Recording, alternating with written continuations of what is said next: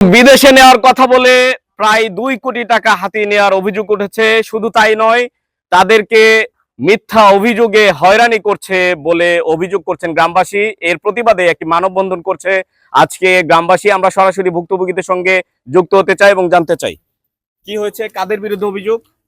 আমাদের নামে অভিযোগ দিচ্ছে, আমরা বিদেশি ব্যাপারে 3 লক্ষ টাকা দিছি। আমরা দেওয়ার পরে আমরা যাওয়ার পরে আমাদের দিয়ে দিচ্ছি এইভাবে 14 মাস ধরে আমাদের ঘুরাইতেছে, আমাদের কোনো টাকা পয়সা তারা দিচ্ছে না। এই অবস্থায় আমরা খুব বিপদ আছি। শুধু আমাদের নিজ মনে নয়, আমাদের গাজীপুর ইউনিয়নে বিভিন্ন ইউনিয়নে 2,70,00,000 টাকার মতো তার ঋণ, মানে এইভাবে টাকা নিচ্ছে মানুষের কাছ থেকে। আপনার কাছ থেকে কত টাকা নিয়েছে? আমার কাছ থেকে 3 লক্ষ টাকা নিয়েছে। কি বলে নিয়েছে? কিভাবে? বিদেশ নেবে, বিদেশ নিয়ে ভালো কাজ দিবে, কিন্তু ও আর বিদেশ নেয় নাই। 14 মাস যাবত কোনো টাকা পয়সা দিতেছে না। দিচ্ছি বলে দিতেছে না, খবর নাই। আবার বিরুদ্ধে ওই নাইম এবং সাইদুল। টাকাটা কি তাদের হাতে দিয়েছিলেন? নাইমের মার কাছে। মা তো বাড়িতে, ওরা বাপ বেটা দুজন লোক বাহিরে থাকে। এখন কি টাকা দিচ্ছে না? টাকা দিতেছে না, বরং উল্টা অভিযোগ করে থানায়। কত টাকার মতো এরকম করেছে গ্রামবাসী? টোটাল আপনার, আমি তো ছিলাম ওইখানে, আমি ভুক্তভোগী।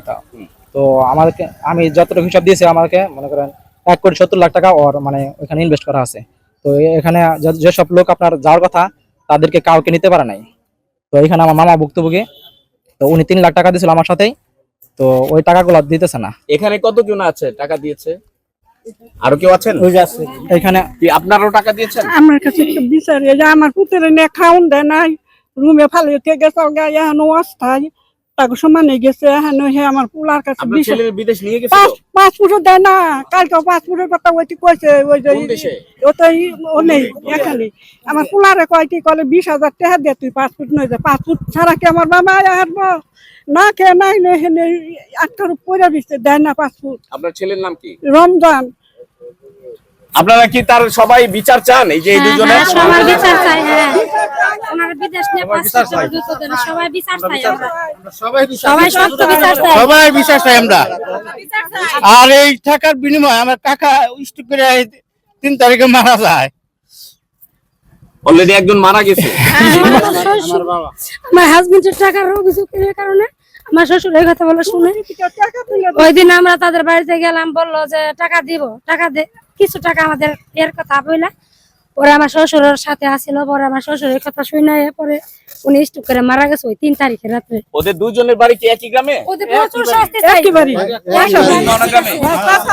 ওদের কঠিন বিচার চাই আমরা, কঠিন বিচার। আমার শ্বশুর আর আসবে না, আসবে কখনো? আমার শ্বশুরের যে এত বড় হইলো, আমার শ্বশুরের সত্য বিচার আপনারা করবেন। আমার শ্বশুরের টাকার জন্য মারা গেছে। দর্শক, এখানে গ্রামবাসী একত্রিত হয়েছেন পিতা এবং পুত্রের বিরুদ্ধে এই অভিযোগটা। আমরা যদি একটু দেখানোর চেষ্টা করি অভিযুক্ত ব্যক্তিকে, অর্থ আত্মসাৎকারী মোহাম্মদ সাইদুল ইসলাম, তিনি পিতা, এবং তার ছেলে হচ্ছে নাইম। এই পিতা এবং পুত্র যোগসাজশে বিভিন্ন দেশে নেয়ার কথা বলে তাদের টাকা মেরে দিচ্ছে, এবং যাও 2-1জনকে নিচ্ছেন বিদেশে, তারপরেও তাদেরকে পাসপোর্ট দিচ্ছেন না। তারা বিদেশে এই মুহূর্তে খুবই সংকটাপন্ন জীবনযাপন করছেন এবং তাদের পাসপোর্ট পর্যন্ত নিয়ে যাওয়া হচ্ছে। ইতিমধ্যে এই টাকার শোকে গ্রামের একজন মারা গিয়েছেন। প্রিয় দর্শক, দেখানোর চেষ্টা করছিলাম গাজীপুরের শ্রীপুর উপজেলার নিজমাওনা গ্রাম থেকে এই যে ভুক্তভোগীরা সরাসরি যে মানববন্ধন করছেন, সেই মানববন্ধনের চিত্র তুলে ধরার চেষ্টা করছিলাম। সঙ্গে ছিলাম মোহাম্মদ মুজাহিদ, গাজীপুর।